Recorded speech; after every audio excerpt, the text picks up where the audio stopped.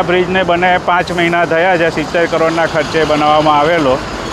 ટ્રાફિકની સમસ્યાઓ દૂર કરવા માટે બનાવવામાં આવેલો, પણ તમે જોઈ શકો છો કે બ્રિજ તૂટી ગયો છે અને એનું સમારકામ ચાલુ છે, જેના જે ખૂબ ટ્રાફિક જામ થઈ રહ્યો છે અને ગુણવત્તા ક્વોલિટી એની બહુ ખરાબ છે.